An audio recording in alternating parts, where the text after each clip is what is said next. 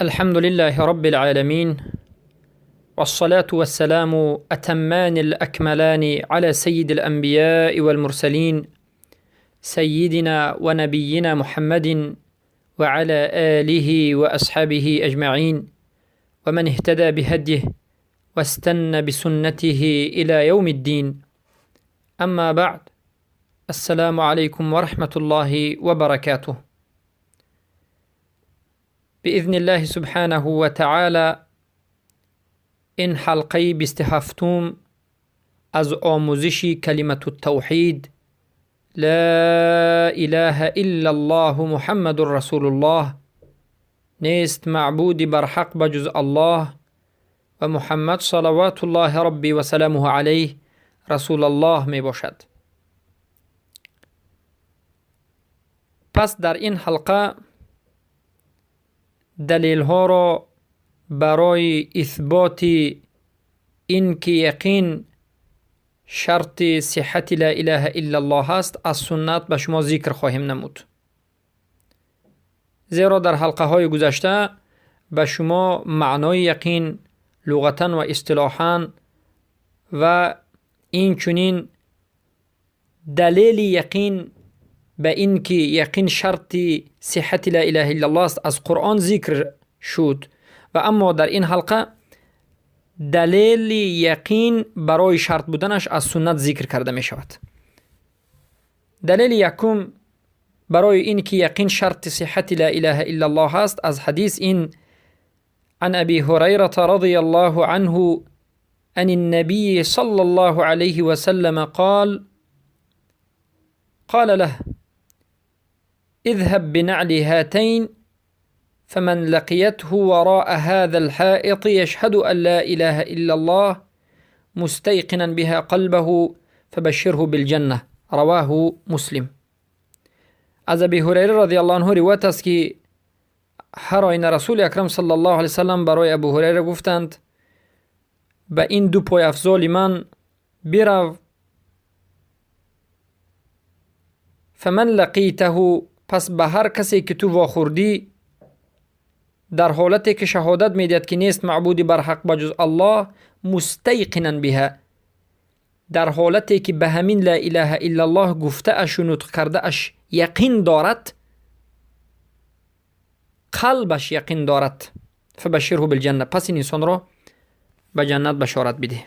و این حدیث در حقیقت حدیث 100% صحیح است، روایت مسلم رحمه الله می باشد.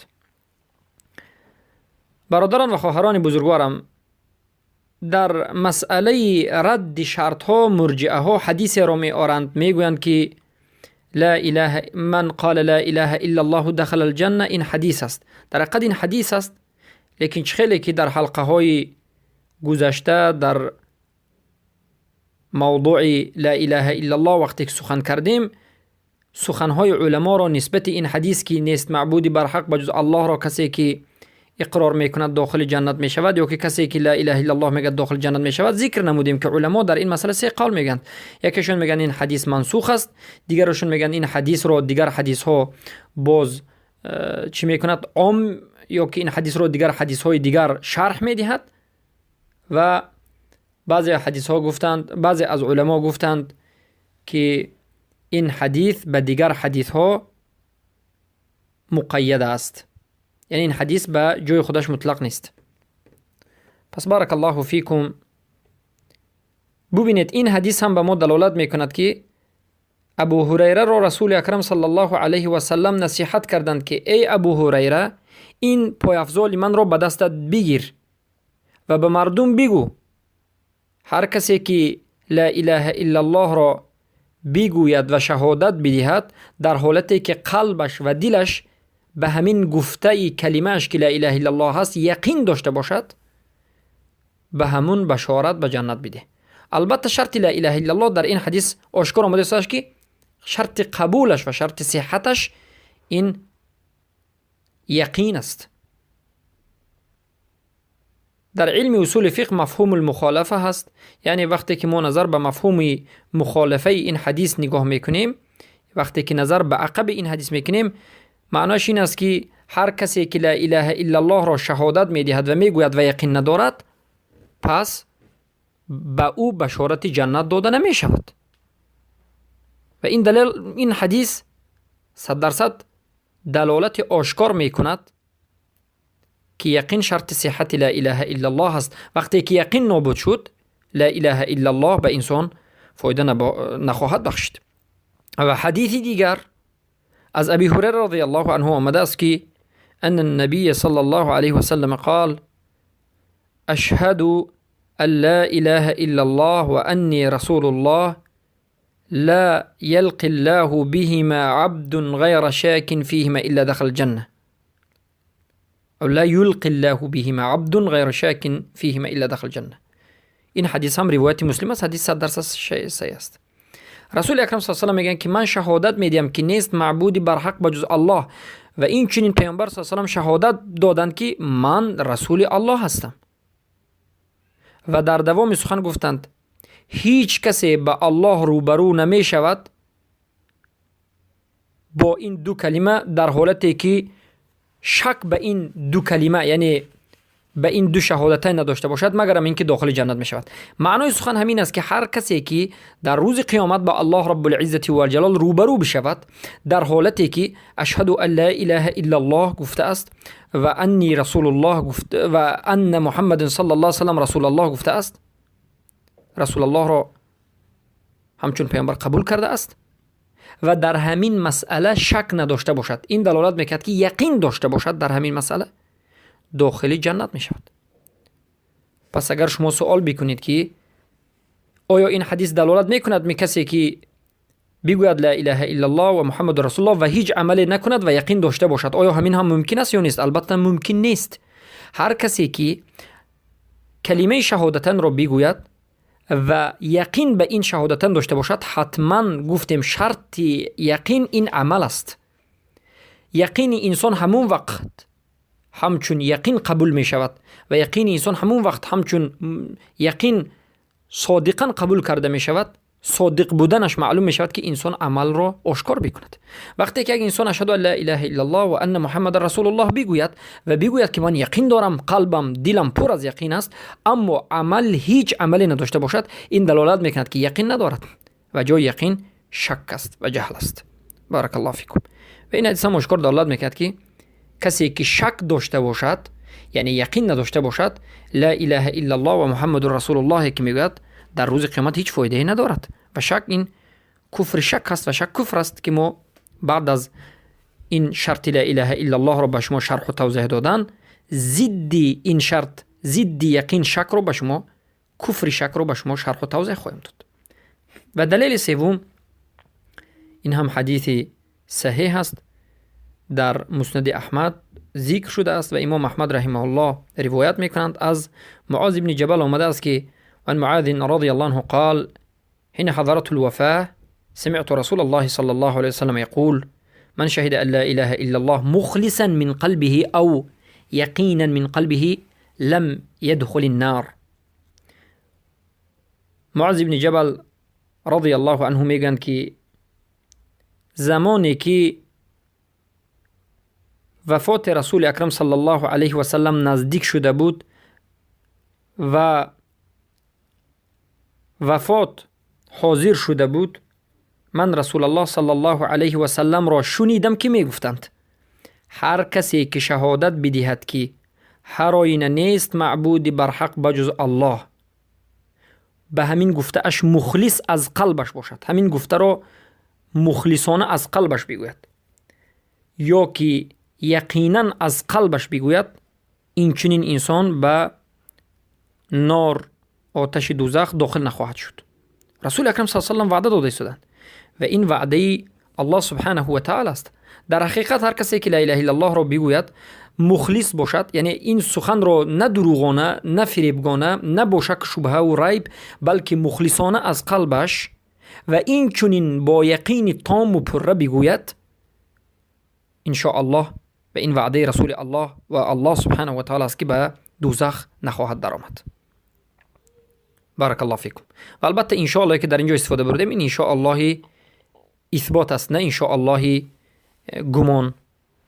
یعنی این وعده ای که رسول اکرم صلی الله علیه و سلم دادن حتما به وقوع میاد، حتما دوزخ نخواهد شد، یعنی داخل جنت میشد. و این حدیث هم دلالت میکند که یقین شرط صحت لا اله الا الله است. اگر شرط صحت لا اله الا الله نمیبود، رسول الله این چنین یقین را شرط ذکر نمینمودند. گفتند همان وقت داخل دوزخ نمیشوید که یقین داشته باشید، یعنی یقین نداشته باشید داخل دوزخ میشید. و دلیل چهارم این چنین از حدیث معاذ بن جبل است که ان رسول الله صلی الله علیه وسلم قال ما من نفس تموت وهي تشهد ان لا اله الا الله واني رسول الله يرجع ذلك الى قلب موقن الا غفر الله له. رواه احمد. معاذ بن جبل روایت میکنند که هر آینه رسول اکرم صلی الله علیه و سلم گفتند هر نفسی که بمیرد در حالتی که شهادت بدهد که نیست معبودی بر حق بجز الله، و پیامبر میگن که و این چنین قبول بکند و شهادت بدهد که من رسول الله هستم، یعنی رسول الله را صلی الله علیه و سلم، محمد صلی الله علیه و سلم را رسول الله بودنشان را قبول بکند و همه این گفته اش شهادت لا اله الا الله و محمد رسول الله به قلبی با یقین بازگردد، قلبش از این گفته اش یقینی 100% باشد، مگر اینکه الله این بنده را میبخشد. الله این چنین بنده را میبخشد و روایت احمد است. این حدیث هم صحیح است. ببینید در این حدیث هم شرطی بخشش گناه را یقین نامیدند، یعنی همان وقت لا اله الا الله سبب بخشش گناه می شود که یقین همراهش باشد. یعنی لا اله الا الله و محمد رسول الله که همراهش یقین نیست هیچ فایده به بنده نخواهد داد. بارک الله فیکم. پس برادرم و خواهر بزرگوارم، ببینید که این چنین حدیث های زیاد وجود دارد و من در اینجا به شما تقریبا 15 حدیث و بعض از اثرهایی که از صحابگان روایت شده است برای شما آماده کردم تا که به شما رسانم که تنها خود لا اله الا الله را گفتن و قبول کردنش کافی نیست و انسان را نجات نمیدهد. و به اسف شدید و به نهایت بالاسف شدید امروز متاسفانه مرجئه ها در این مسئله سخن باطل خود را بین مردم پهن کردند، پهن نمودند. مرجئه های عصر، جامی و مدخلی ها، جهمی های این عصر فقط از این حدیث های صحیح یک دونش را میگویند. من قال لا اله الا الله دخل الجنه. هر کسی که لا اله الا الله بگه داخل جنت می شود. و با همین سخن تمامی کسانی که نواقض الاسلام را به جا می آورد، مرتد شده است، کافر شده است، دینش را ترک کرده، همین ها را مسلمان می داند. حالا آنکه ما در علم اصول فقه که فهم قرآن و سنت تنها به علم اصول فقه میسر می گردد، می دانیم که یک حدیث آید و حدیث دیگری بیاید و این حدیث را شرح بدهد. البته حدیثی صحیحی که آمده است و کلمه زیادتی دارد، حدیث صحیح کلمه زیادتی گرفته را ما قبول میکنیم. یعنی این حدیث هایی که امروز ما به شما خبر دادیم حدیث گذشته را شرح میدهد و به حدیث گذشته باز یک چیزی زیادتی شرط را ذکر میکند. چه خیلی که ما گفتیم بعضی از علما حدیث من هر کسی که لا اله الا الله میگه داخل جنت میشد منسوخ گفتند، بعضیشون گفتند که این حدیث خاص است، دیگر حدیث ها این حدیث رو عام میکند و بعضی از علما گفتند که این حدیث در زمان مکه بود و بعد از اینکه به مدینه آمدن این حدیث رو پیامبر صلی الله علیه و سلم این حدیث های باقی مانده رو ذکر نمودند. و همه سخنهای علما دلالت میکرد که این حدیثی که مرجئه ها همیشه ورد زبان خود میکنن مطلق نیست. یعنی هر کسی که لا اله الا الله بگوید نجات نمییابد، بلکه لا اله الا الله را خالصانه از قلبش بگوید، یقین داشته باشد و این هفت شرط لا اله الا الله را البته به جا بیاورد. و دلیل ششم ما در این مسئله که یقین شرط صحت لا اله الا الله است و به یقین لا اله الا الله به کسی منفعت و فایده نمی بخشد، این حدیث صحیح است که امام احمد در مسندشان و ابن حبان در مصنفشان ذکر می کنند. عن عمر بن الخطاب رضی الله عنه قال قال رسول الله صلی الله علیه وسلم إني لا أعلم كلمة لا يقولها عبد حقا من قلبه فيموت على ذلك إلا حرمه الله على النار لا إله إلا الله.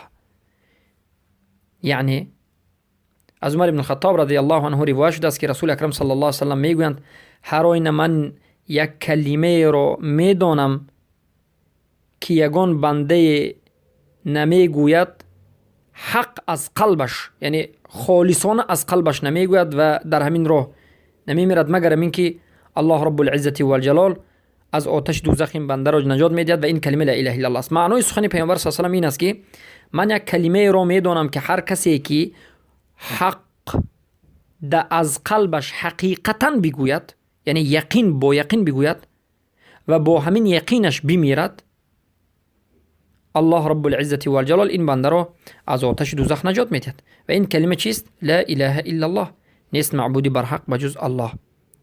و این حدیث در حقیقت حدیثی حسن است و قبول است. و دلیل هفتم،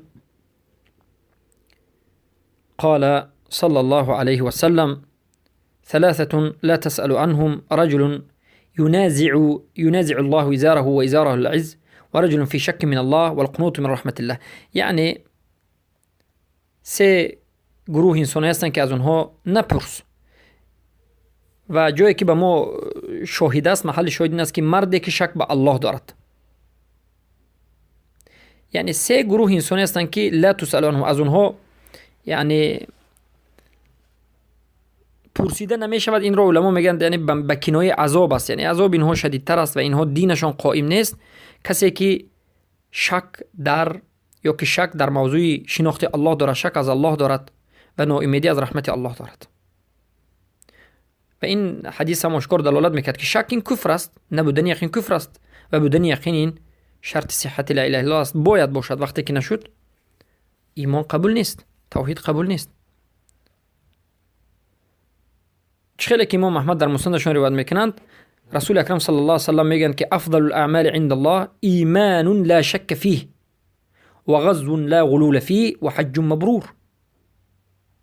دلیل هشتم این است که رسول اکرم صلی الله علیه و سلم میگن بهترین عملها در نزد الله این ایمانی که شک نداشته باشد، ایمانی بیشک، یعنی ایمانی که همراهش یقین وجود داشته باشد،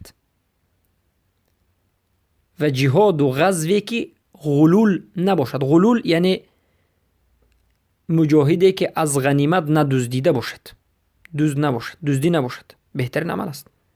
و حج مبرور، حج مقبول که موافق سنت رسول اکرم صلی الله علیه و سلم و فرموده الله رب العزت و الجلال باشد. و این حدیث هم آشکار دلالت میکرد که ایمانی که یقین دارد قبول است و ایمانی که شک دارد یعنی یقین ندارد قبول نیست. و اصل ایمان کلمت التوحید است. دلیل نهم این حدیث است که امام بیهقی روایت میکنند. رسول اکرم صلی الله علیه و سلم میگویند ان من ضعف اليقين ان ترضي الناس بسخط الله وان تحمدهم على ما رزقك الله وان تحمدهم على رزق الله وان تذمهم على ما لم يؤتك الله. البته از نشانه ضعف یقین این است که از مردم راضی شوی در حالتی که الله از تو ناراضی است، یعنی راضیگی مردم را طلبی به سخط الله، ناراضیگی الله، و مردم را حمد و ستایش کنی در حالتی که رزق را به تو الله داده است، و مردم را مذمت کنی در حالتی که الله به تو نداده است، یعنی رزق را. یعنی ضعف الیقین است. و چون دلیل دهم این است که و فی الدعاء المعثور و من الیقین ما تهون به علینا مصائب الدنیا. در روایت ترمذی آمده است، این البته روایت صحیح است، که رسول اکرم صلی الله علیه و آله وقتی که دعا میکردند میگفتند که ای الله به من و به ما مؤمنان یقین را بده که ما تهون به علینا مصائب الدنیا، آن چنان یقین باشد که مصائب دنیا، مصیبت های دنیا را بر ما آسان گرداند. پس در روایت امام بخاری هم آمده است که در یک دعای استغفار من قالها فی النهار موقنا بها فمات من یومه قبل ان یمسی فهو من اهل الجنه. هر کسی که این دعا را بکند لیکن با یقین این دعا را بکند و بمیرد، در همان روز بمیرد، از اهل جنت می شود. یعنی یقین، ببینید حتی شرط قبول دعا هست، یقین شرط قبول لا اله الا الله است، یقین شرط تمام قبول عبادت هست. بارك الله فيكم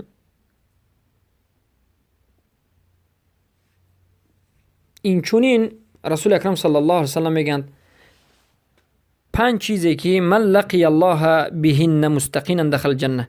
5 چیزی که هر کسی که به همین 5 چیز با الله رب العزت و الجلال روبرو شود، در حالتی که یقین داشته باشد، داخل جنت میشد.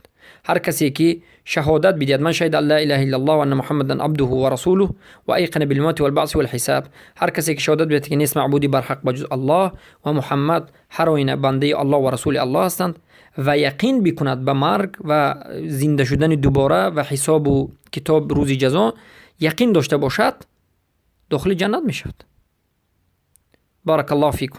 و این چنین حدیثی برای ابن عازبه که در مسئله سوال جواب منکر و نکیر در روز فوتیدن، در روزی که به قبر گذاشته میشه، سوال منکر نکیری که در قبر است، این حدیث هم دلالت میکند که یقین شرط لا اله الا الله است.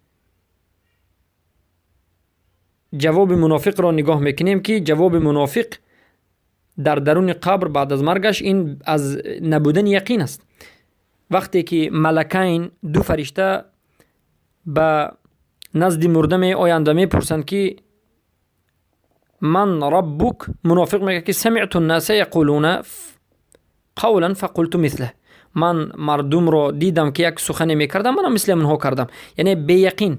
و در روایت اومده است که لا ادری كنت اقول ما یقول الناس، من نمیدونم، من هم چیزی که مردم میگفتم. این حدیث متفق علیه است و این حدیث هم دلالت میکرد که سببی جواب ندادن منافق به این سوال ملکین، سبب جواب دادن توانستن منافق به 3 سوالی که در قبر می شود: ربت کیست، 3 اصول دین، رب تو کیست، پیامبرت کیست و دین چیست. منافق سبب جواب ندادنش و نتوانستنش این است که در این دنیا یقین نداشت. چخیلی که امام بخاری روایت می کنند در کتابشون از عبدالله ابن مسعود رضی الله عنه که میگویند الیقین الایمان کله، یقین تمام ایمان است، یقین تمام ایمان است. و این سخن عبدالله ابن مسعود رضی الله عنه را امام بخاری روایت میکنند. برادران و خواهران موحدم، بارک الله فیکم، بعد از این 10 تا 13-14 حدیث ها و اثرهایی که به شما ذکر نمودیم که همه اش حدیث های صحیح است، از مسلم، بخاری، روایت احمد و متفق علیه است، به شما بیان کردیم، فهمیده می شود که در حقیقت یقین شرط صحت قبول لا اله الا الله است. وقتی که بنده لا اله الا الله را نطق بکند، بگوید، معنایش را فهمد، اما یقین نداشته باشد، این لا اله الا الله به انسان فایده ندارد. یعنی از این 7 شرط باید همه اش جمع باشد، یکیش هم نابود شود، همه این شرط یا همه این دینی که بنده دارد برایش فایده نمی بخشد. بارک الله فیکم. از الله سبحانه و تعالی می طلبیم که الله سبحانه و تعالی توفیق عمل کردن به این گفته ها و توفیق به جا آوردن شرط های لا اله الا الله و رکن های اسلام و اصل های اسلام را به ما نصیب و روزی بکند و ما را از بزرگترین نعمتش که توحید است برخوردارمان سازد و از بدترین چیزی که در این دنیا هست که شرک است ما را از اون دور بگرداند و این درس ها را درس های مبارکه و درس های منفعت بخش و درس هایی که سبب هدایت برادران و خواهران می شود الله سبحانه و تعالی خودش بگرداند. و در حلقه آینده ان شاء الله سخن های اهل علم را در شرط یقین یا که در مسئله اینکه یقین شرط لا اله الا الله است